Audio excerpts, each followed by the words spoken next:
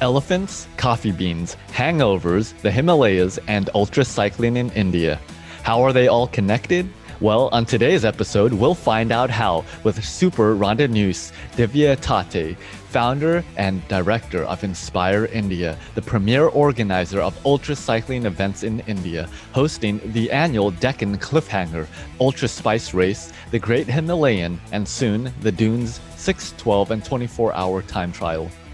Divya is also the founder of Audax India, while being the first Indian female Super Randonneusse and double Super Randonneusse, participant in Paris-Brest-Paris, and crew member and official at everything from the Race Across America to Race Across Europe. Divya has paved the way for Indian ultracycling and is motivated to use ultracycling as a tool for social transformation. It's truly inspiring. I'm your host, Justin Tu. Let's roll.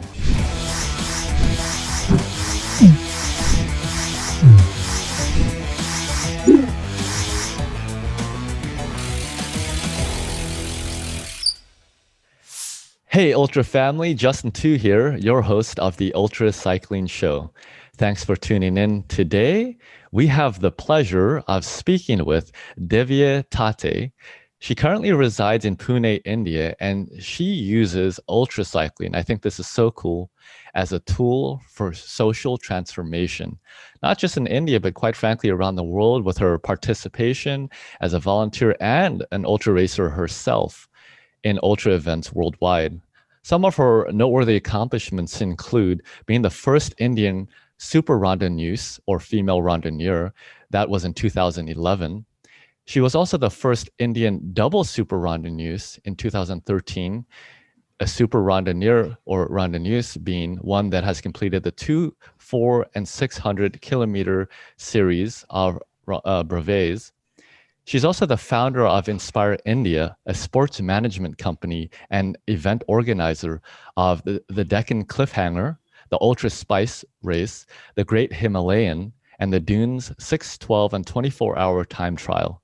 She's also notably the founder of Audax India.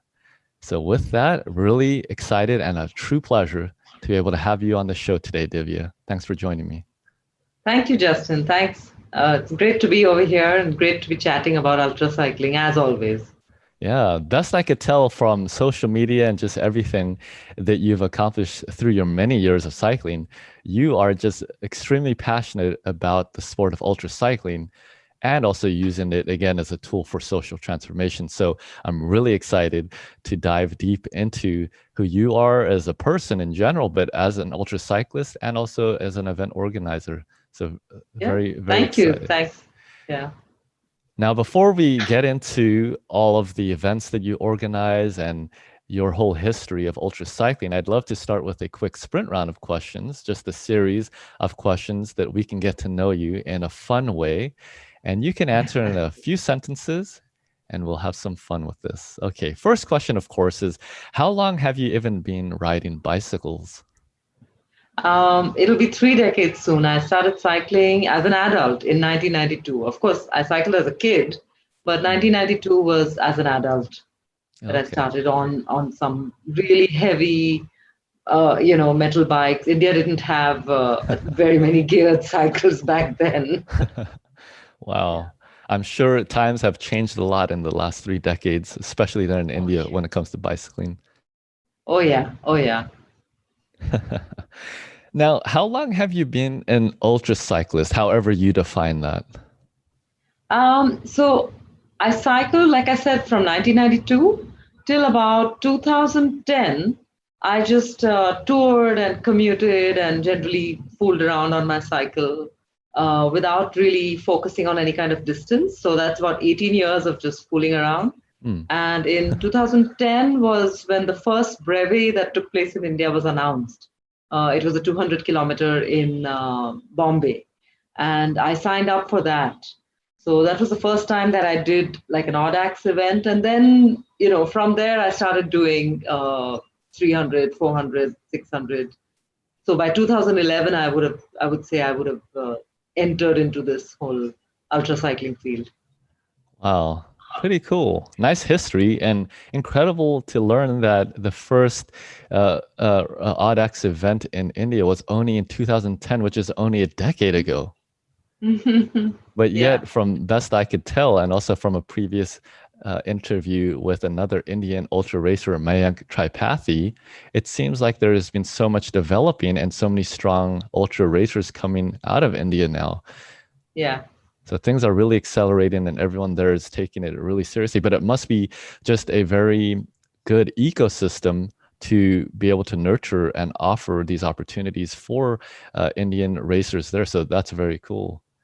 Yeah. Now, Divya, how many bicycles do you own and which of them is your favorite? So at the moment, I have three. Two of them are road bikes, and the third one is an MTB, which is my favorite. Oh, cool. I do have a photo of that. I believe here's a couple photos, many more to come, but a few that we've selected. And this is your mountain bike here, right? That's right. Wow. She's a Yeah. beauty. And in front of a very nice tree here. Very interesting. Yeah. It's a tree that's been transplanted from one of the roads and Oh, cut and replanted on top of the hill where I went cycling. And it was nice to see that it ah, had actually managed to survive and had sprouted green leaves. yeah. Oh, that's so Yeah. cool. Wow. I've Yeah. tried transplanting a few times. Can't say, well, probably I never do it at the right time. It's just whenever I feel like, geez, I need to move it. I don't have much of a green thumb, not yet. Uh-huh. Divya, what Yeah. bicycle computer do you use? Do you use a Garmin, a Wahoo, some other brand? At the moment, I don't have one. I'm just using my Ah, Strava. oh, yeah, yeah. Yeah, in this day and age, there's so many options. It's incredible. And we all have a Yeah. phone, for example, and Garmin, Strava, Right. there's Yeah. many options. So that's cool. Do you Yeah. train or worry about like using heart rate or power or anything like that, or any time in your career? I did start to train using a power meter. A heart rate monitor. That was in 2014 or 15 when I was still ultra cycling, and I raced at the Desert 500, which was another ultra race in India, as a racer.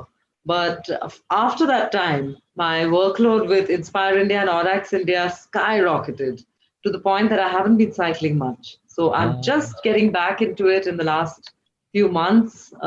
Just post January of this year is when I said that, this is it. I have to get back into my cycling because I have oh, to have cool. something charging my batteries again. So, Yeah, that's a great way to say it and very true. But interesting that where perhaps a lot of cyclists have not been able to do much bicycling or perhaps losing motivation this year with the cancellation of events and other things, yeah. not being able to ride perhaps with groups. It's cool that you actually resumed cycling again. That's Right. awesome. Because I didn't have to work on the events Uh, anymore. true. So Yeah. perhaps a blessing and a curse, huh? But very cool. I know that you've been cycling for a very long time, as you mentioned. And of course, it seems like over the many years already now, you've been giving back to the sport, both as an event organizer, but also as a volunteer and a participant in many events, and as, of Yeah. course, in managing the Audax Club there in India. So very cool. You deserve a break now and time to recharge your batteries. Yep. Okay, so when you're riding and in the past that when you've done these larger events, what are your favorite ride snacks? So there's a snack that you get on the roadside in India, which Hmm. is basically, it's like a little, it's very similar to a burger, but it's vegetarian. It's just a little small bread with a potato kind of a patty inside it. It's slightly spicy and they serve it with a nice garlic and chili thing. It's called Oh, vada pav. And it's available anywhere on the streets in India, on the highways, in the small wow. villages. So that's my go-to snack. That sounds delicious. I'm gonna have to try that. Geez, spicy. I love spicy potatoes. I think my wife would love that. Oh, Uh-huh. what do you call it? Vada pav. Vada pav? Yep. Ah, I like that. All right, I'm gonna sign up for one of your ultra events there and make sure I grab one of those. Not during the event. I don't suggest it. Oh, okay. Too spicy? Yeah. Now, typically, are they selling them like as street vendors? Is it 24/7? I mean, at any time of the day, would you be able to get one? During the day, yeah, from morning till evening, it's That's available on the cool. streets. Geez, Yeah. and you said even on the freeways. Yes. Oh, Yeah. that's cool. So if you're sitting At in least, traffic, especially in my part of the country. Not everywhere in the country would I get that. India has a I see. huge diversity of food, especially street food. Right. So, yeah, my part of the country, this is the go-to. Oh, okay. And you are in Pune, India, right? That's right. Yeah. Yeah, that's cool. No, nice to learn about. Now, what do you like drinking? What's your favorite ride hydration? Well, just water to begin with, and I've done a lot of long brevis on just coconut water, and I found coconut water was just suited this climate Hmm. tremendously. It's light on the stomach. It replaces all your nutrient requirements Hmm. while you're out there riding, and it keeps you light. So I've actually cycled almost an entire day on just coconut water, snacking on a couple of things once in a while.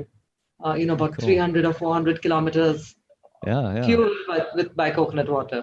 Oh, very So unique and very cool to hear. Thanks for sharing that. I yeah. will say actually, even here, I'm in California, of course, and I've actually in during training when I'm indoor riding I've drunk a lot of coconut water myself. A Mm-hmm. lot of Yeah. electrolytes. It's quite thirst Yeah. quenching, especially cold, and so I can Yeah. definitely agree that it is a nice drink to have. Yeah. Yeah, pretty cool. Okay, now after you've done one of your long brevets, 200, 300, 600, even, what do you like eating after? What's your favorite post-ride meal? Is it maybe something specific in India, some Indian cuisine or something else? Something rice based, usually with maybe a lentil curry, which we call dal. So there's a Right. little protein and some rice going in. Yeah. Oh, Like delicious. comfort food. Yeah. Yeah, I actually just had some lentil curry the other day. Uh-huh. Yeah, my At an wife Indian restaurant? no, my wife actually prepares a lot of plant-based meals for us, so we have Okay. lentils quite often, and I really enjoy it. It's always good in a curry as well. Yeah. Ah, super.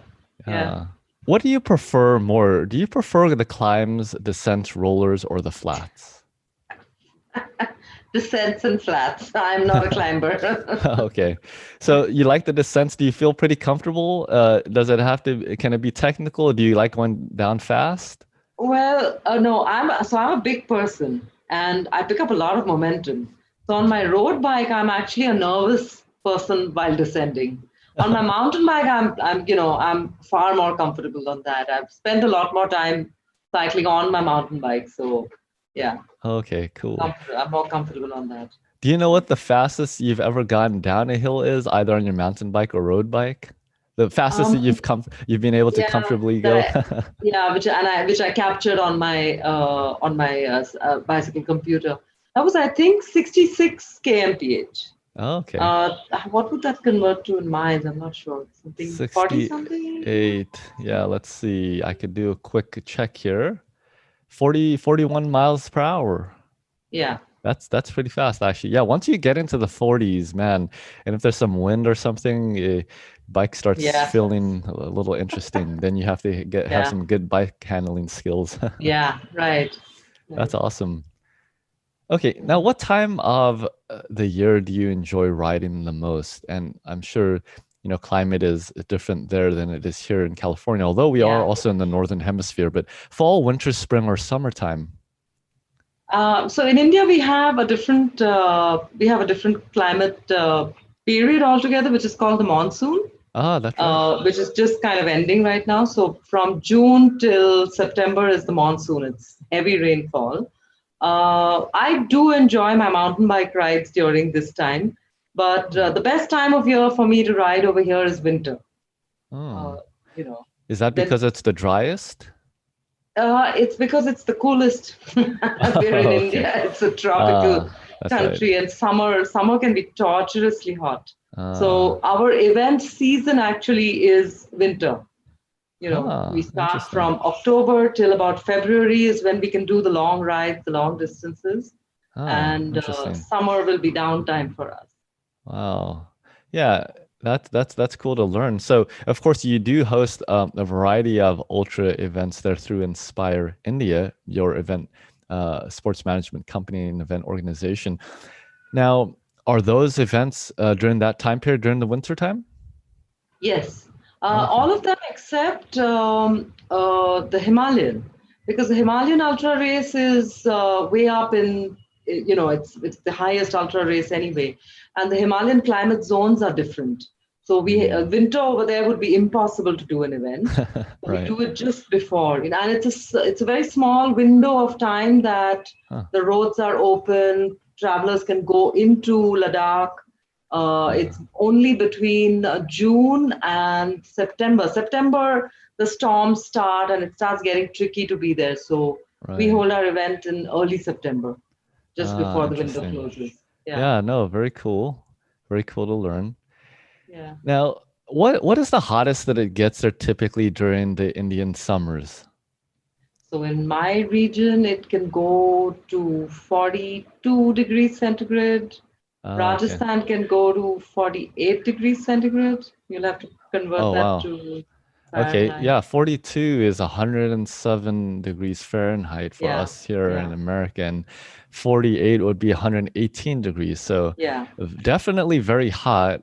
yeah. Though I suppose some ultra racers here and worldwide that have competed, for example, in the race across America or the race across the West, going through the desert, at least you'll get that temperature. But typically, day to Yeah, day, people aren't having to deal with that. right. Different parts. I'm in Northern California in the Bay Area, San Francisco Bay Area. So of course the climate's much nicer here, coastal and all of that. But if you Right. go a little further north to the capital of California, Sacramento, it does tend to be in the 100 degrees, Mm-hmm. so about 42 or so Celsius. Right. Right. And Okay, as you go east from the Bay Area or from Los Angeles, it gets hot really fast. right. Yeah. Yeah. Oh, most Scrambled. definitely. Yeah. Yes. Yes. So what time of day do you prefer riding, Divya? Oh, early morning before the traffic gets crazy.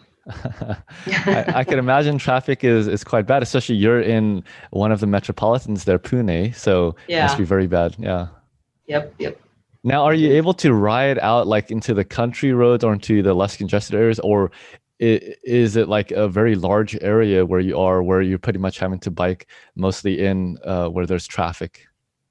So it's a unique problem in India that if we're doing long distance road bike events, like especially the Audax events or the ultra races, we end up having to you share the road with highway traffic because we end up having to put our routes on highways because the country roads are usually in a pretty bad condition. The surface is Oh, bad, it can get worn out, especially after a heavy monsoon. The roads are really there, the surface is stripped, yeah. so Jeez. that's why I kind of prefer my mountain bike because it allows me to go on the bad roads and adventure. Hmm. Um, but if you're on a road bike, then you pretty much end up having to be on high traffic roads. Yeah, fascinating to learn, and I can kind of relate. I'm originally from South Africa. Now, and perhaps even here in California, we really are, I think, blessed and spoiled with all kinds of bike lanes and a lot of Yeah. bicycle safety laws and all of that, where even in other parts of the US, it's not quite as friendly. But in South Mhm. Africa, I know mountain biking is quite popular. I think also because they don't have bike lanes, the conditions aren't as nice. So typically, Yeah. there's a lot of mountain bicycling. Now there is a lot of road cycling as Right. well, and very nice roads. But I can relate there, and Yeah. it's an interesting challenge that you face. Again, us here, perhaps here, even in the Bay Area of California, we can be spoiled and we kind of have things easy. So there's no excuse Yeah. to not be an ultra cyclist here. But whereas there in India, and at least where you are, you have to deal with the physical parts, the mental parts, but also the traffic, the road conditions. So Yeah. Yeah. really is quite a The stray challenge. animals. Don't forget the stray animals. Oh yes, exactly. Jeez, and some people would be familiar. I'm not sure in all ultra races, but I know in the race across America, especially through Arizona, you get a lot of stray dogs, and that's always Yep. fun. Yeah. And it's always such a Yeah, big thing. yeah, There'll be I an know. there'll be a message that goes out saying, oh, there's stray dogs at so and so kilometer. I'm like, in India, we have them all the time. Stray dogs and Yeah. cows and everything. Yeah, you feel like at home and you're like, okay, I don't feel so far from home now. Okay, so Yeah. Divya, on the topic of physical and mental strength, what do you think ultracycling requires more of or more training in? I think the training needs to focus on the physical abilities. But I think to start with, it's all in the head. It's really all in the head. Mm, So, mental strength, uh, it just has to be there once you sort of decide you're going to do something, the determination and the strength of will that you're going to do something. And then you have to support it with physical training and ability to pull it off. mm. But yeah, they do go hand in hand. But I think if you don't have the mental will, however strong you are physically, you're not going to be able to do an ultra event. Mm. Very well said. Couldn't agree more. Very true. Does start in the mind. Yeah. Now, Divya, you've done a lot of events. You've been a cyclist for a long time and even an ultra cyclist for quite a long time. What has been one of your favorite events? One of my favorite events that I've participated in or that Yeah, I I've mean, set up. one that you participated in, or I suppose even one that you organized yourself or volunteered at or officiated. Uh-huh. Um, well, I think if I had to pick a race that I really enjoy as somebody who's as an organizer, it would be hands down, the Ultra Spice race. Mm, It's just that route is beautiful. I love that whole race. I love going out, and when I recce the route, I cycle a large part of it. So mm. yeah, I think I would pick the Ultra Spice. And if I ever get a chance to participate in my own race, that would be the one. Yeah, that's cool. Yeah, and so I'd love to turn our attention now to all of the events that you do organize as we continue Hmm. to discuss, your history and career in ultracycling, but also your involvement with promoting the sport and building this ecosystem, and again, using ultracycling as a tool for social transformation. And I do have your website here. I'd love to share that with everyone, Yeah. inspireindia.net.in. And so here we see what we've already kind of discussed briefly, some of the events that you have organized, the Deccan Yeah. Cliffhanger, of course, the Great Himalayan Ultra, and the Ultra Spice Race, which you were just talking about. Very nice website and a lot of useful information, it appears here. Why don't you give me just a brief overview of each of the events, and then we'll dive deeper into them one by one. Okay. Yeah, sure. So the Deccan Cliffhanger is the first ultra race RAM qualifier that I organized. 2014 was the first edition in February, and we've conducted it 7 times so far. That one starts from my city, Pune, which is on what's called the Deccan Plateau. And from the Deccan Plateau, this race goes over the mountains called the Sahyadri Mountains, and then it descends down to the coastline and ends in a place called Goa, which is a tourist destination on the beach side. So the race actually ends right on the beach. Oh, wow. And this route, it's got I think it's a 400 miler with 20,500 feet of elevation gain. Um, Wow. and yeah, if you click on the route, you might be able to see the Deccan Cliffhanger 2018 route Okay. Let's take a tab look up at. here. Yeah. Yeah, nice to learn. I was wondering about the name. Now, what is the cliffhanger portion in So or two? the Sahyadris, geologically they're basically black basalt rock mountains, Ah, and we have a lot of cliffs.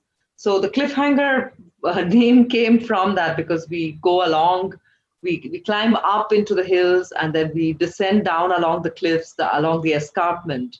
So somehow I just thought that, Huh. the Deccan Plateau and the cliffs and everything was very much a part of the race. So Right. that's how the name evolved. Yeah, pretty Um, cool. No, it's a very nice name. And wow, Cliffhanger. I'm not sure yeah. that it makes me a little hesitant to sign up. It sounds kind of like a big challenge. So it is. Reminds me.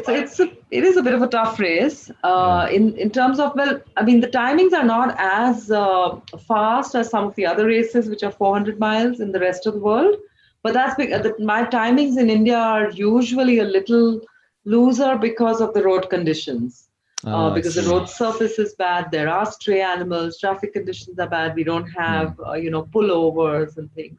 Hmm. But the Deccan Cliffhanger has a 35% RQ rate right through from the time we've conducted it. And we've had a lot of solo racers attempt to do Deccan Cliffhanger, and Hmm. only 35% usually manage to qualify for RAM at the Deccan Cliffhanger.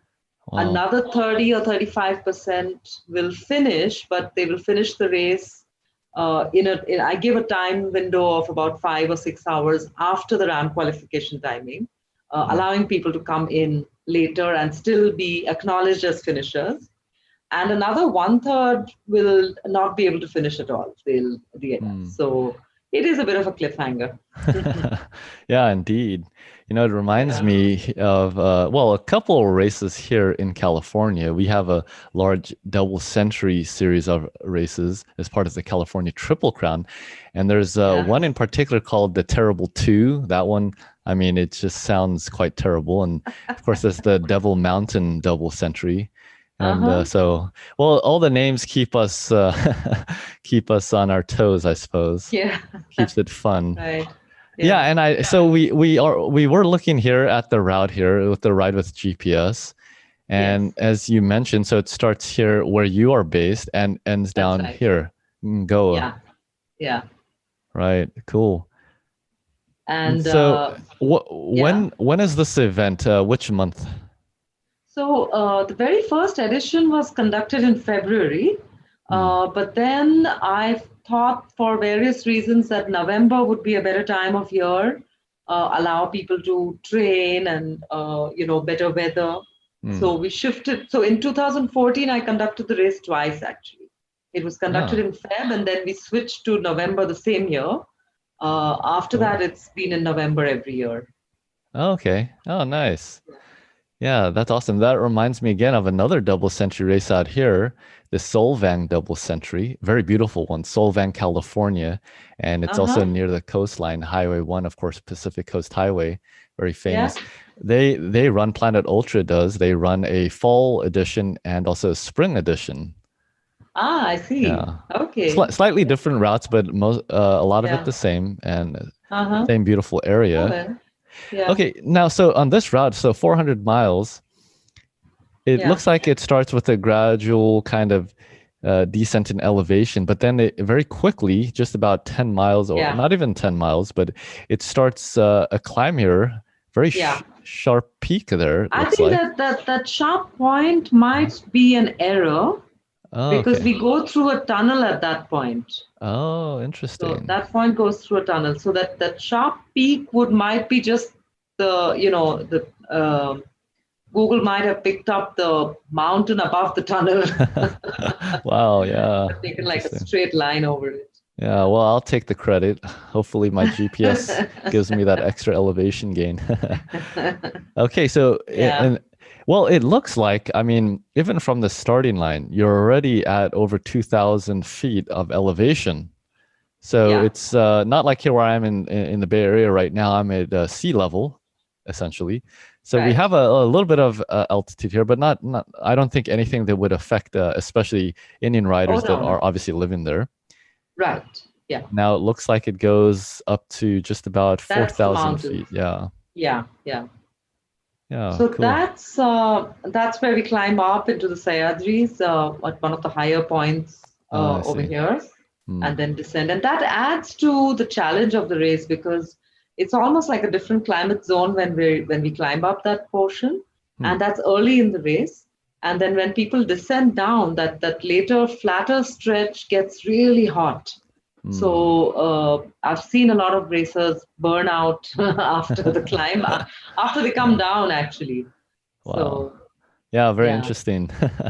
yeah, Those yeah, interesting dynamics and an interesting adventure in every race. That's what makes it fun. They all have a personality, so to speak. absolutely. I love that. They have personality. And so after all that climbing through the mountains, tell me about Yeah. what people can expect in the remainder of the course. So the rest of the time we're on the Deccan Plateau. There's a little bit of rolling terrain, Mm, in the around the 250, 300 miles, mm, and then we roll upwards a bit mm. through dense forest, Oh, which cool. usually adds another challenge because this flatter section, Mm, which was passed during the afternoon hours and very exposed, a very dry heat. mm. And then later in the night, you'll be passing through the forest where it starts to get really damp. So Ah, that's another challenge that racers, because it's within a span of about 30 hours or less, that your body is actually having to deal with a lot of different changes of climate. And riders do tend to, if they've come unprepared, because we're in a tropical climate, so if they've come unprepared for the cold, the humidity and yeah. the cold could start to affect them, and it does. I've Mm. seen I've seen racers give up at that point as well. And then Yeah. after that, there's through the forest we descend to the coastline, to sea level, and head straight to the beach from there. Wow, that's cool. That must be an incredible finish there at the Yeah, beach. You can yeah, kick your shoes off and dip your feet in. yeah. Well, I guess if it's cold and perhaps still the evening, because it would be the Indian Ocean, which is warm, right? Which is warm. Which is warm. Oh, Yeah, that must be a pleasure because of course here on the Pacific Ocean, it's I know. extremely cold all the time. Yeah, yeah. And so when we end at the beach. The race ends sometime from early in the morning till the evening hours, where we have that extended time limit. And then late in the evening, we start the finale of our the Deccan Cliffhanger, and that's called the Deccan Cliff Hangover. Wow, that sounds interesting. Tell me more about that. Very So that's creative. our that's the big gathering where all the racers, that's our little party at the end of the race, and everybody managed to catch up with each other. We have our award ceremony there. We usually have a sponsor for beer for that party. Wow, that's so cool. And yeah, the Deccan Cliff hangover stories are legendary as well, I but we can don't talk imagine. about them too much. Yeah, that makes sense. What happens in the cliffhanger stays in the cliffhanger. No, that's awesome. I'm sure just that celebration alone, the Deccan Cliff, or what is it, the Hangover? Hangover. Yeah. I'm sure that's enough Yeah. to attract people to sign up for this event now. Oh yeah. Oh So, yeah. yeah. Yeah. That's a very cool event. And as you mentioned, there's a lot of terrain climate challenges on an event like this one, even at the distance of 400 miles and not being a multi-day event where you're having to go through, much further distance and Right. be subject Yeah. to a variety of terrain. But because of the conditions there, the mountains, and then also there on the plateau, there is interesting things to deal with. When it comes to actually organizing this event and having selected the route, um, you know, in all of the events that you've done, the Deccan Cliffhanger, the Ultra Spice, how do you balance making the event a big challenge and also, a RAM qualifier type event and as a way to prepare racers for those larger events, and balancing it with being able to allow people to finish and not making it too challenging. How have you balanced Um, that? I don't balance it. I just make them challenging. Oh, okay, interesting. I think that we have a lot as well. The ultracycling Audax community in India it's very nascent, and there's a long way to go. And at the time that I started the Deccan Cliffhanger, we had already seen a lot of failure take place at RAM, with solo attempts being made at RAM and not coming through. So my whole intention was to make races here which were of the quality, of the kind of challenge that would create or would give Indian racers a chance to evolve to RAM. So, I don't compromise on that. I have made Mm. them tough, and there is a purpose for it. So people come and, well, the time limit for Deccan Cliffhanger, for example, the time limit is a little is okay. It doesn't require. It's not as challenging as one would see other RAM qualifiers in the US perhaps. It's 32 hours for the solo 18 to 49 field. Mm. But those who are planning to do RAM should ideally be doing it in, 25 to 28 hours. And that's what we've seen. Mm. Deccan Cliffhanger is the race from which has given us all the RAM, all the Indians who have crossed the RAM finish line successfully, except for one or two, almost everybody's from the Deccan Cliffhanger. Oh. So, yeah. So I'm like, that's the purpose of keeping it challenging. Oh, cool. Okay, we'll have to rename it the Ram Cliffhanger then. No, very cool. Yeah, Okay, interesting yeah. to learn. Glad I asked that question. That sounds like a very nice event. And was that the first event that you organized?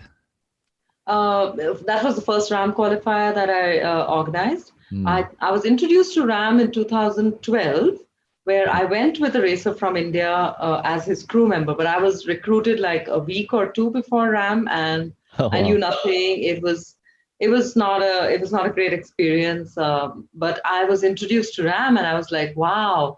So in 2011, I was introduced to PBP, and we didn't in India have, yeah, I would be hard pressed to say if we even have event properties of that nature now. But when Hmm. I saw PDP in 2011, my mind was just blown away at the scale of operations and at meeting ultra racers from around the world. And we had nothing like that in India. So Hmm. there was a certain intention to create those kind of properties in India. And with RAM, after seeing RAM, I went back in 2013. I attended the seminar. I crewed at Race Across America. And then I thought, okay, now it's time to create a race in India which allows people to, finish RAM Right. successfully. Yeah. That's awesome. It's very cool that getting back to the point about not compromising on the challenge of the events that you host there, because you're coming from the place where you're trying to empower the Indian ultra racer that is interested in competing on the global stage in some of the most difficult Yes. events like the Race Across America and others. And so it Yeah. is great to know that there is somebody like you there that is kicking everyone's butt to make sure that they are prepared and that they can That's me represent kicking India. butts. That's very cool. Thanks.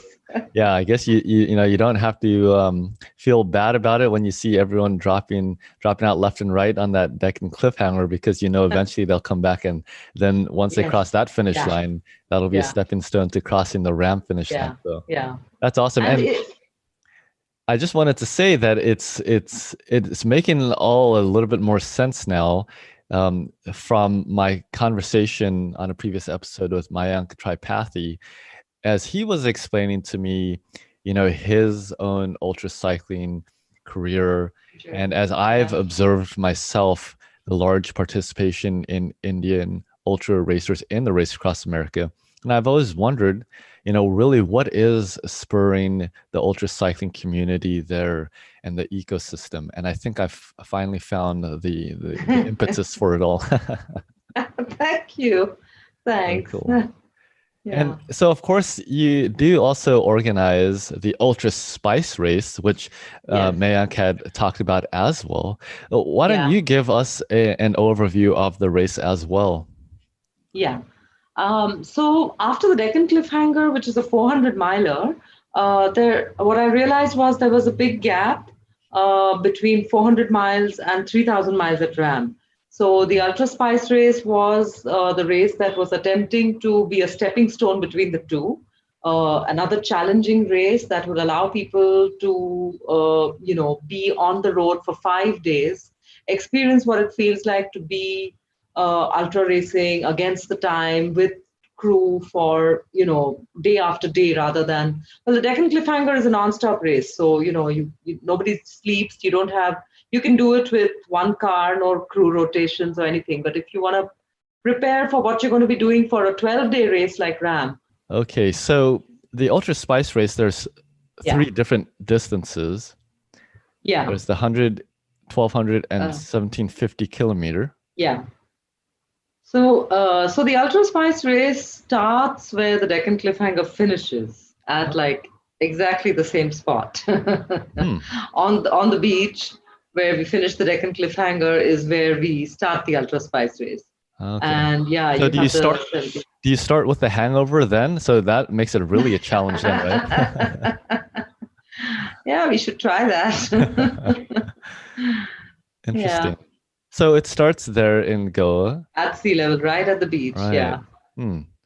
Now, okay, so it looks like you're going mostly there around sea level for quite some time. I'm sure it's beautiful. I think the first 120 or something miles are along the coast, and then you turn inwards, you turn inland and start climbing. And then then it's just, so this race, I just calculated, the elevation gained in the 1750 kilometer is 73,500 feet. So that's a lot of rolling. It's a lot of rolling terrain continuously. There's very few flat states. So that high point that we just went over, that's a place called Uti. And the height of that place is 7,500 feet. Right. Wow. And so it takes you quite high up then. It takes you quite high up. Yeah. Yeah. Okay. And last year, in fact, I think Kabir came into that spot in the early morning hours, and he had frost on his beard, when he came in. Yeah. That is interesting. So again, another difficult one then, and it sounds like you're dealing with a variety of climates because you are starting and ending at sea level, but you're going up to almost 8,000 feet of elevation. So that's high. Yeah.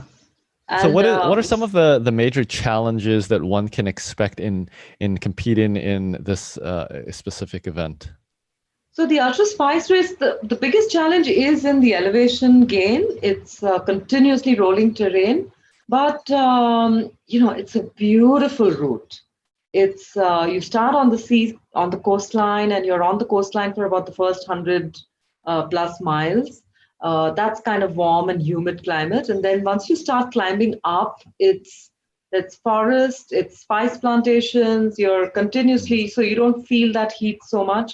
There's only one point where you come down to sea level almost again, but it's almost entirely covered in green.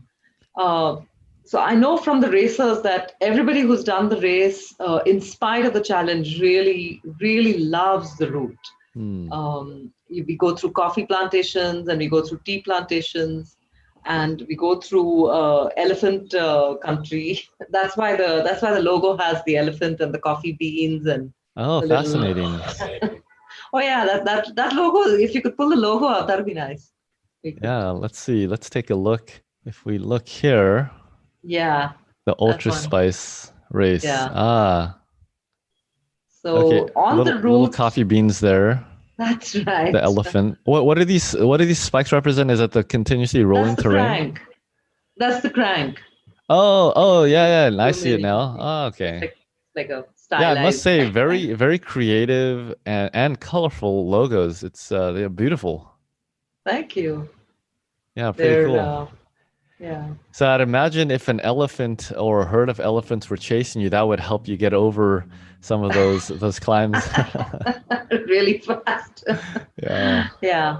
No, so it is elephant country. Large stretches of it go through forest reserves, and which we have to navigate. So the last year, it's till 2020.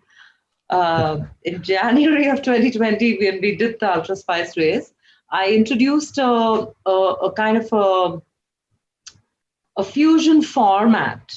So I took permission from Fred of RAM to be able to introduce another format to the RAM qualifier, UltraSpice 1750. The thing is that it's a 5-day race, plus you have crew and you've got to take holiday and that much time out to come and do this. It's an expensive race to be able to run. So I was beginning to understand that I'm always going to have very small numbers at the UltraSpice race. Which is why I asked Fred if I could introduce a new format, which was it's a self-supported race. So the racer, it's not exactly Audax though, because we have stages. So it's a fusion between brevets, between ultra racing and say the Siberian, which has Trans-Siberian, which has stages where you race a certain stage, then you get time to rest, and then you flag off a second time. Right. So I created something like that for racers who didn't want to spend the money that it would require for crew. And we had about six racers attempting the self-supported one, and the official cars were around them. And there was one section after the second flag off, which went through dense forest. And in fact, there's a forest gate there, which doesn't permit you to enter the forest before 6 a.m. So we had to time the flag off, work backwards from that so we could allow people in. And they have to return through the same segment. They climb up to the highest point on that route, and they have to return through that same segment before nightfall, because then the gate shuts again. And early morning, it's still fog and it's still dark.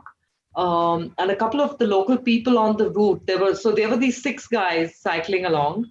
And some of the local people started yelling at us that there were elephants. Oh my! So we got ahead of the first guys, and there was one more car at the back, and we kind of stopped them. We bundled up together.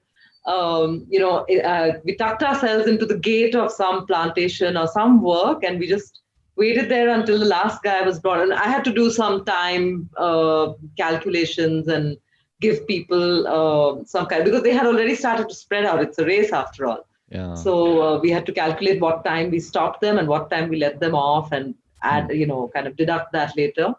And we got the 6th guy in as well. We bundled up everybody together. And then between the 2 cars, I said there's going to be like a neutral zone which we race through. Everybody just stays together till we get out of this terrain. Oh. So it's exciting. Yeah, geez, that must be exhilarating for the racers, and it sounds like yourself as the organizer. Never know what you can expect. Yeah. So do you keep a big bag of coffee beans there, and does that help keep the elephants calm? I haven't tried it with the elephants. So on that same race, the next night, we actually did see an elephant. It was on another forest section when we were returning back towards Goa, that the lead of the race, there were 2 racers in the lead. One was Bharat Pannu, and we were just sort of, officially we were just monitoring his passage through this dense forest section. And we went along with him to a point, and then we knew that there was another racer who was coming up about 20 kilometers or 20 miles behind. So we thought that, okay, now we'll just kind of go back and check on the other guy. So we said, we didn't tell Bharat what we're doing. As officials, we don't usually tell them anything. And we turned around, and within a couple of 100 meters in that dark, gloomy forest, my friend who was driving stopped, and there was this gray, what looked like a rock. And I'm like, what is that? He's like, it's an elephant. We're getting out of here. Oh my goodness. So we drove down, and then we caught up with the other guy, and then we stuck close to him, so that we could take him past this elephant. And we saw the elephant again on the way back up, and we just stayed close with this guy. We didn't let him know. He didn't see the elephant, and we were like, okay, it's okay if he doesn't know there's an elephant. Oh my goodness. Yeah. Yeah. That is an interesting dynamic for you as an organizer, having to keep everyone calm and not scare any riders off. Yeah, yeah. Oh, sounds really adventurous. Definitely worth the while to sign up and say that you've ridden with elephants and even Yeah. raced against one. But That'll definitely help. I didn't offer any coffee to them. I want the coffee in my Yeah. race, I want all of it for me. Ah, yes. Yeah, and on that subject, so when I was asking you the correct pronunciation of your last name, Tate, you had Yeah. told me that what was it that you said? Well, tate, it's pronounced the way, it rhymes with latte. Right. And I personally I love myself a good latte. Of course, us Yeah. Americans love coffee. Yeah. How's the coffee there in India? I mean, do people drink a lot of coffee?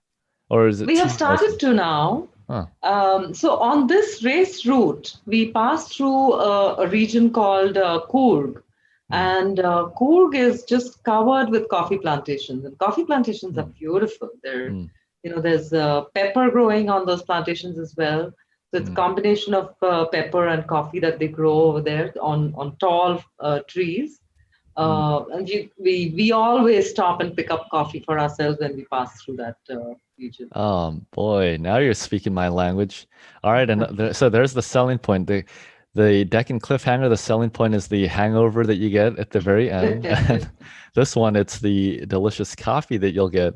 I'd Yeah. imagine as you're riding, you just stop by on the road, take a short break, make yourself a latte with the fresh coffee beans. Uh, Okay, so now it makes a lot more sense. I'm really starting to piece together the puzzle of ultra racing in India and why there's been such a big development of strong, not just a lot of ultra riders, but strong ultra racers. It seems to be a combination of racing with elephants and drinking a lot of coffee these days. you got it. All right, that's the secret formula. We've cracked the code. Well, thanks Yeah. for sharing that. That's interesting. Now, of course, for those interested in participating, there is the longer distance, which is over 1,000 miles. That's the longest. But there Yeah. is, of course, the other two shorter distance route Right. options also for people. Yeah. Yeah. That's awesome. Yeah. Now, there is a third RAM qualifier that you put on, and that is Yeah. the Great Himalayan Ultra. Yeah. And I mean, that is just so cool without even having to go into the route and discuss anything. That is Yeah. pretty epic. And It's wow, gorgeous race. I can Yeah. imagine. I mean, just this photo and so this is Kabir here, isn't it? Yes, that is. And so he's Yeah. one. What would you say? One of the fastest Indian ultra racers? So he's one of the fastest. He's also one of the most accomplished because Hmm. he's raced.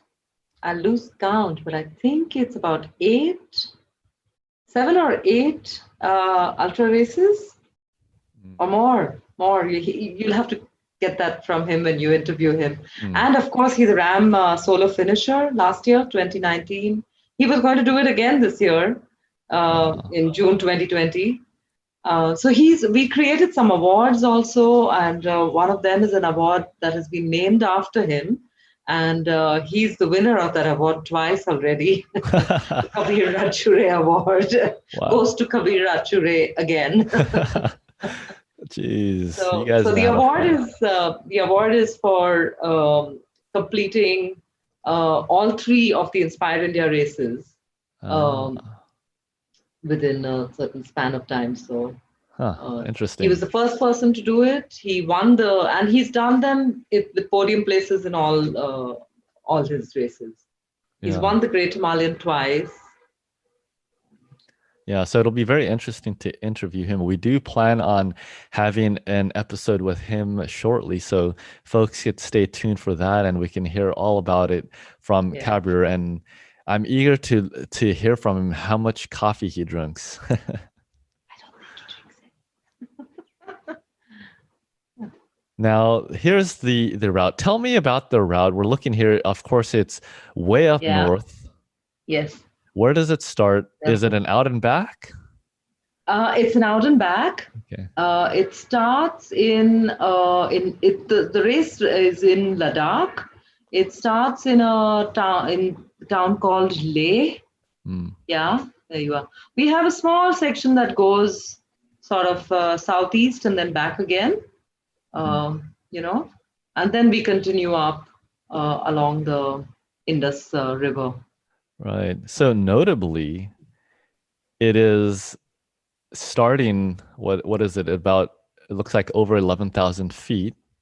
That's right. So So this is that's a very high point to start. A lot of races, you may ride up to the highest point, which is at 11,000 feet, and then of course you go down after a actually couple I miles. I have somewhere on the Inspire India website Uh-huh. data collected from all the races across the uh, across the world with the highest points on them, and the Wow. Great Himalayan's start point is higher than any other race. Oh It my it goodness. starts like a good. I think the highest any of the races go is up to about 10,000 odd. So this one starts higher up than that. Wow, So insane. yeah, And so of course it starts there, and you can only go up from there. And so of course at the very highest peak, you're over 13. Oh, let's see, 13,000, and then of course you're coming back on the same. 13,500 feet. Yeah, Yeah. and you come Wow. back over that. Yeah, Yeah. Yeah. yeah, and So the I read on the website, I believe, yeah, correct me if I'm wrong, but yeah, you require racers to arrive there much earlier in order yes, to acclimatize themselves, acclimate themselves to that yes, altitude, right? yes. So Wow. yeah, so the race is like it's very special in many ways. That region, Ladakh, is just it's gorgeous. It's been very remote until maybe in the last decade or so things have started to open up in Ladakh. But for example, even today, it starts to close down in early October, like late September. They start to shut down. Ladakh is almost isolated throughout the winter months. There's a short window of time where the climate allows us to even do something like this. Mm. They do have an accommodation for tourism and for running events like this. So it because it's so high, it's above the tree line. Most of this race is above the tree line, as you can see in Hmm. all the videos and things. It's barren mountains except for small little pockets of green here and there. Mm. Um, the Himalayas are there's something else. Oh God. So yeah, it's the roof of the planet. Jeez. And the mountains dictate everything about this race. Mm. There there is no question of you're not racing against anybody else. You're Mm. not even racing really. You're just trying to survive those mountains. And if it does, they being in those mountains just creates a huge sense of humility Mm. in you. It tells you your place on this planet like nothing else can. Yeah, I can It's a only humbling imagine. experience to be up there. Yeah, We're taking a look at the video, and you could see the mountains, and I'd imagine it must be just this feeling of not just remoteness, but of peace and of calm as you're yeah, racing out there. yes. So Ladakh has a lot of, Ladakh is largely Buddhist, partly Buddhist, I would say, Hmm. most of it. So there's a lot of monasteries. We go past one of the, Lama Yuru is one of the higher monasteries that we go past. Mm. But the race it demanded, because we're in the mountains, in the highest of the mountains, it demanded a different kind of approach to setting up the race.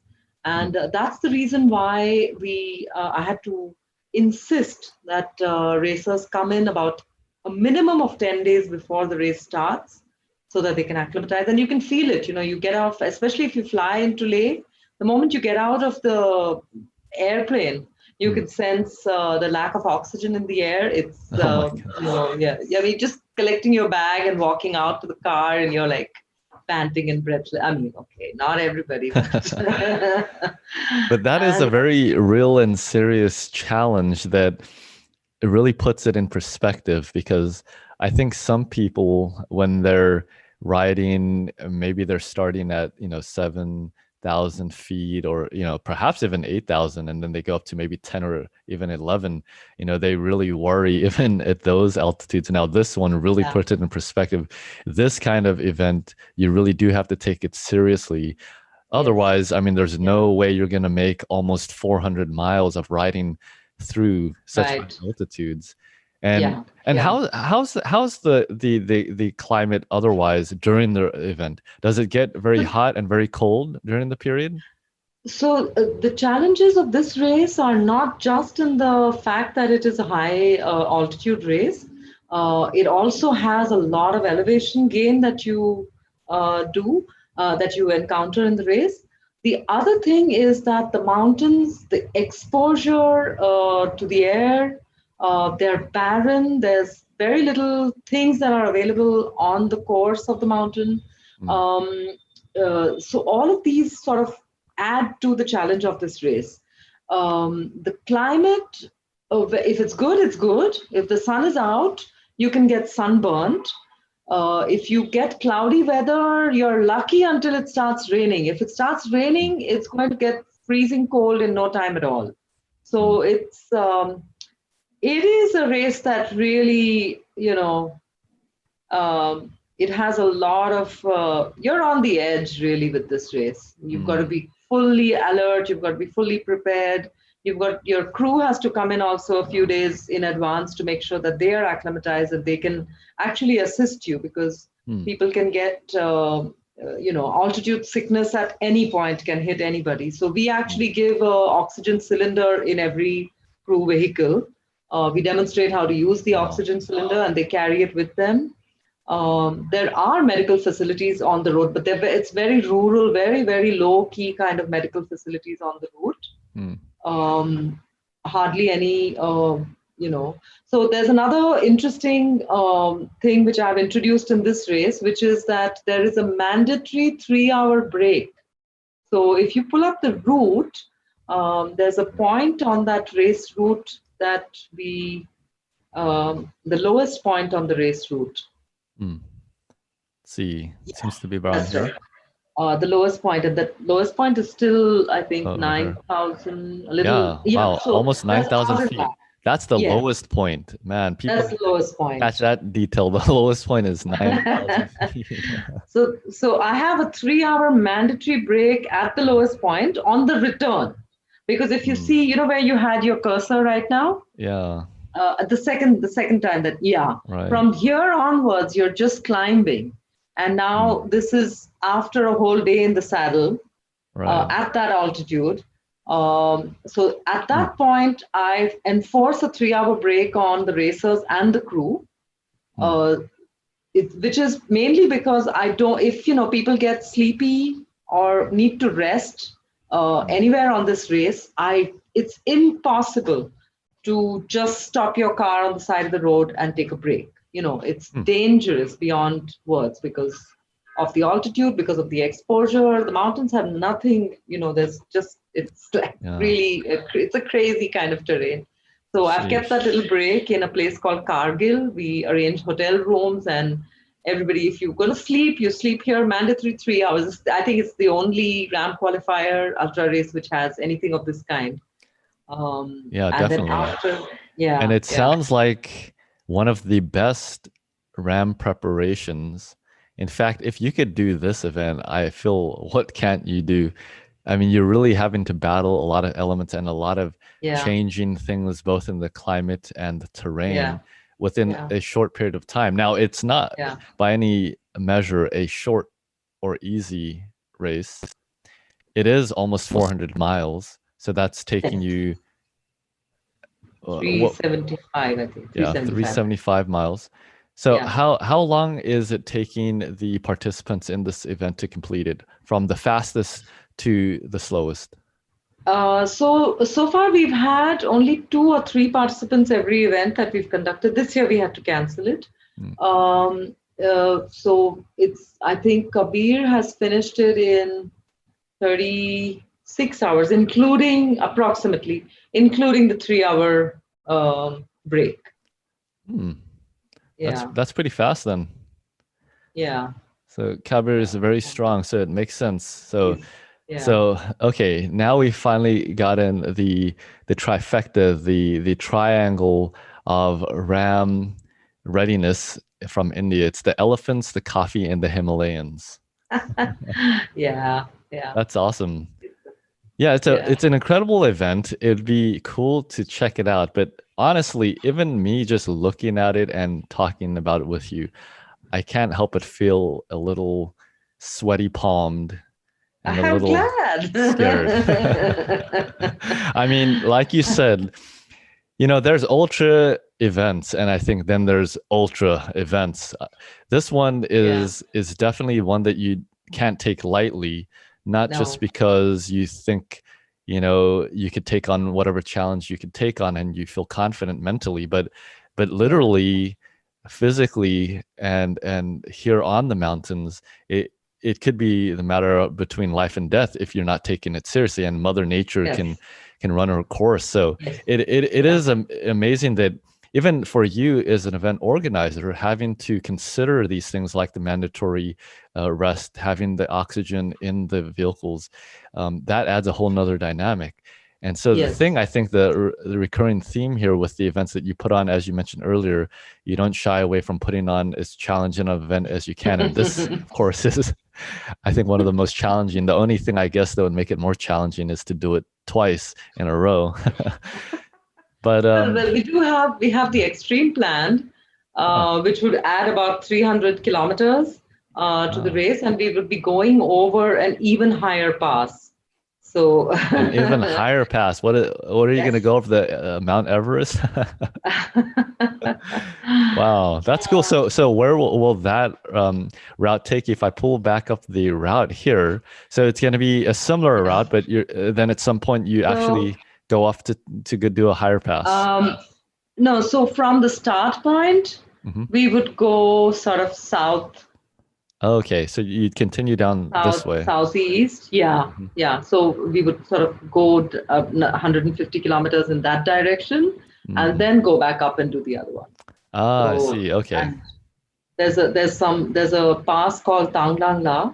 I'm Mm. forgetting what the height is, and then there are plains over there called the Moray Plains, which are some of the world's highest, plains. So it would be interesting. Yeah. Wow. So it's just getting more and more difficult each year. But that is Yeah. cool, and it is awesome that between the three major Ram qualifier events that you put on there in India, that they are all of a very high caliber and an extreme challenge, which is exactly Yeah, what you need. But to be honest, it seems like between these three events, really, if you do manage to complete all of them and you get that Kabir award, that really you'd be ready at that point to take on the race across America. You've dealt with everything absolutely. and more. Yes. Yeah. Yeah, that's Yeah. awesome. So you have these three events. Which one which one is the most enjoyable for you in any measure, perhaps just in the organization of it or just watching the suffering of all the participants? Um, I think, well, I love the Himalayan because it takes me back there. It gives me a chance to be in the Himalayas, and they're awe inspiring, really. Hmm, And it's so far it's a really cozy little event. We just have a few racers, hmm, and the race starts from a friend who's very much a part of the Inspire India officials team. right. She runs a hostel in Leh, Hmm. and we start the race from her hostel. So it's got a really cozy, nice feeling to it. I love being in Leh, so for sure that one is great to organize. Okay, yeah, I can imagine. Well, I do hope that over time that many more from around the world will find out about it and sign up because it would be a cool one to see people racing in and just Oh taking yeah, on the yeah, challenge because, yeah. just like anything else, any of the other races there in Europe, in India, here in the US, around the world, that it is just, well, it's a very fun one. I mean, what Yeah, who wouldn't want to say that they've ridden in the Himalayas? yeah, That's yeah. really awesome. And I think I've heard from a lot of the ultra racers, some of them who've done RAM, that I have been asked questions. Some of Kabir has been asked questions by a few racers. So I know that it's a race that has intrigued ultra racers around the world. And I'm Mhm. hoping to see more people in that race over the Yeah. next few years. Well, I don't know if I'm intrigued or frightened, to be honest, Divya. But it's cool. Yeah. And for those who, this year during the pandemic, the Everesting Challenge has been very popular.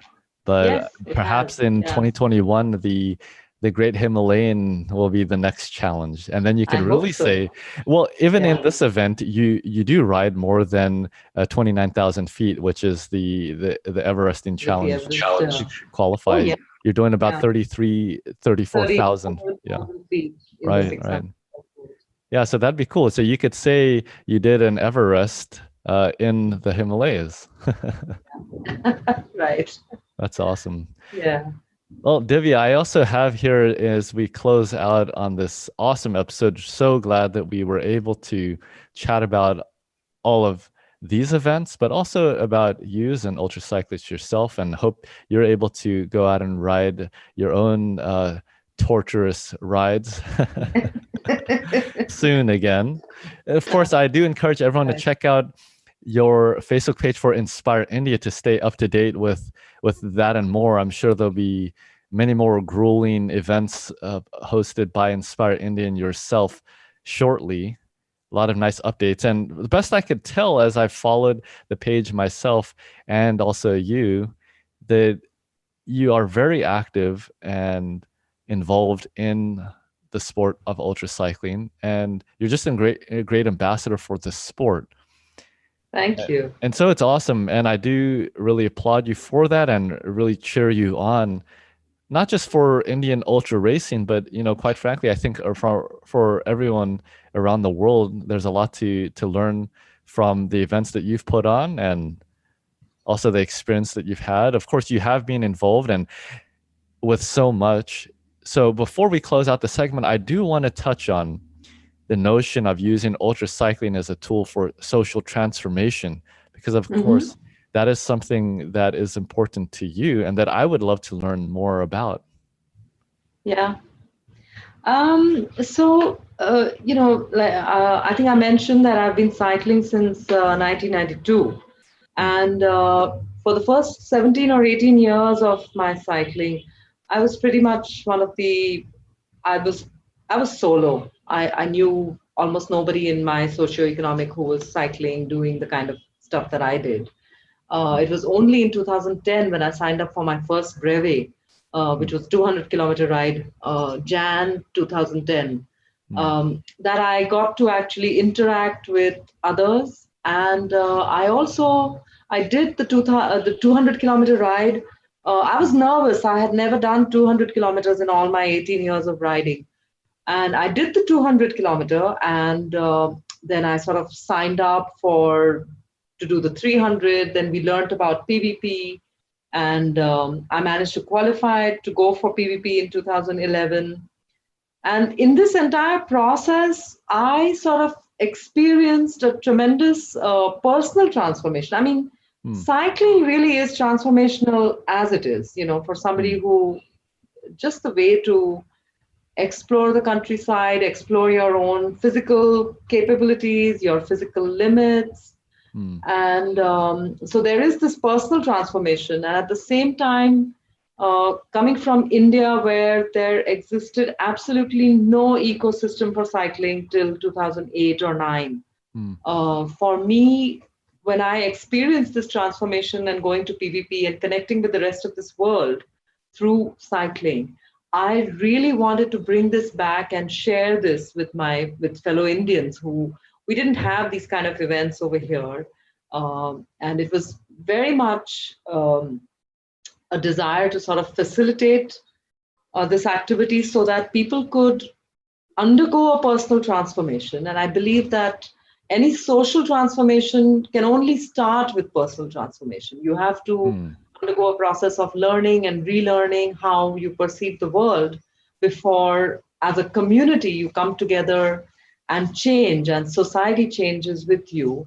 uh, for the good. And a large part of the social transformation has also been about just connecting across the world with people through these activities, through PBP, through the Audax community. I hear these wonderful stories from my Audax community, my Inspire India's ultra racing community, of how people who had never challenged themselves physically started to do these events, started to race, saw their own changes, have connected with other people across the country, and are now themselves helping others and facilitating others. And these were all things that none of us had an opportunity to do maybe 8 or 9 years back through this Mm. activity. Of course, Mm. there's other activities through which you can do this, but through this.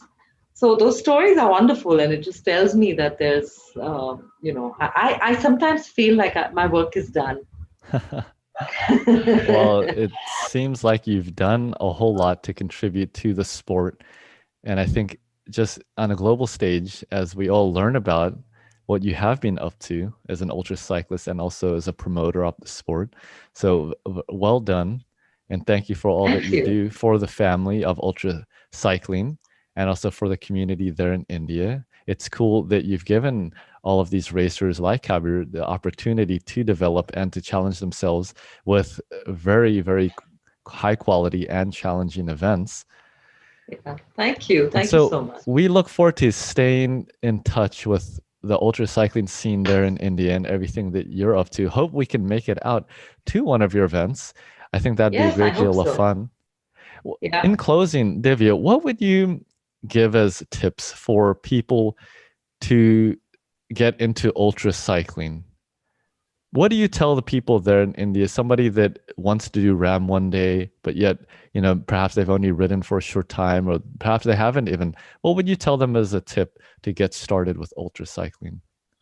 I would tell them that it's a journey and enjoy the journey. It's a long one, Mm, and don't expect it's going to be a rough road as well. So just take your time to grow and evolve through that journey till you reach it. mm. Yeah, I think that's what I would tell someone. I like that. And a very long, challenging journey for those participants of your events. Well, Divya, just to end on a fun note, a couple short questions here, sprint to the Mhm. finish line. First one is, how would you rate yourself in terms of bicycle maintenance on a scale of 1 to 10, 10 being an excellent bicycle maintainer? 3. 3? Oh, okay. Not too bad. It's not a 1. Yeah. Now, what is your dream bicycle? Or do you already own it? My mountain bike is my dream bicycle. Yeah, cool. Yeah. And you've ridden it all around. Okay, Yeah. final question, Divya. You've obviously inspired many ultra racers there in India and I'm sure around the world.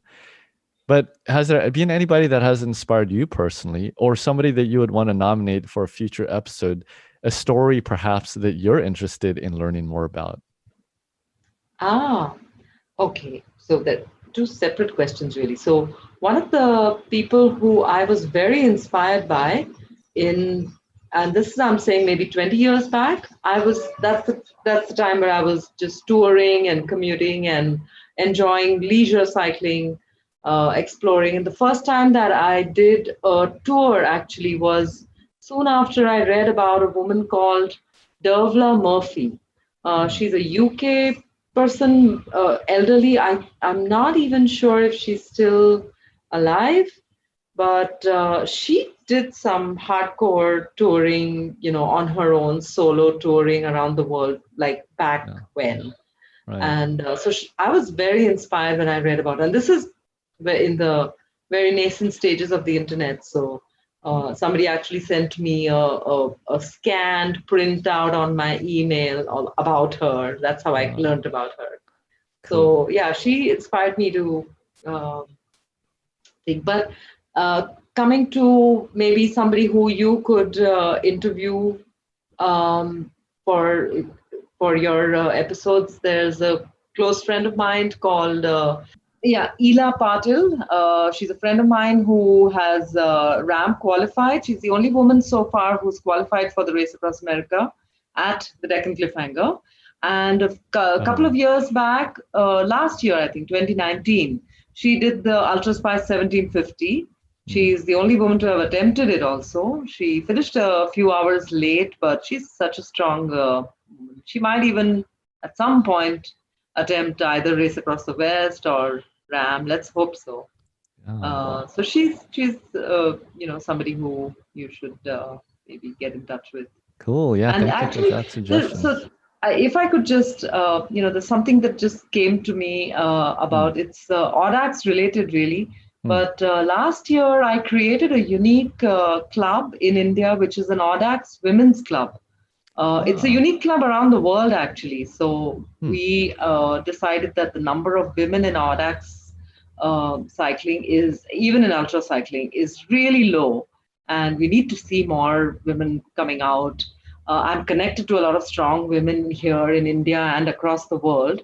Mm. So I created an Audax Women's Club, which we're going to do rides where, it's a 50-50. So if a guy wants to come, he has to be invited by a woman to come and join him for the Cool. race. Oh, that's awesome. No, I love it. That's Yeah, great. It's great that you are not just an ambassador for the sport in general, but also for women and empowering them. And I know many very, very strong ultra cycling females, and quite yeah. honestly, they put me to shame at times. But I learn a lot from them, and it's always inspiring. So thanks for all that you do there. Again, you Thank definitely you. are a great ambassador for the sport, and glad to have you in the ultra cycling family. And it's been a real pleasure chatting with you about your own career and also about all of the events that you host. I did want to point out to everyone that you do have an excellent YouTube channel with a variety of videos that they can watch, very well done, about all of the events that we've discussed and much, much more. So, Divya, thanks again for taking the time to chat today. We'll look forward to staying in touch. And like I said, being able to chat with more Indian ultra racers, especially ones participating in your events. And man, hopefully one day we can come out and participate. They sound like excellent, excellent rides. And, again, the coffee beans, the elephants, the Himalayas. I mean, you can't beat that. Yeah, I look forward to that. We would really like to have more people from the international community come and race with us, and so much to learn from each other out here. Yeah, Yeah. I couldn't agree more.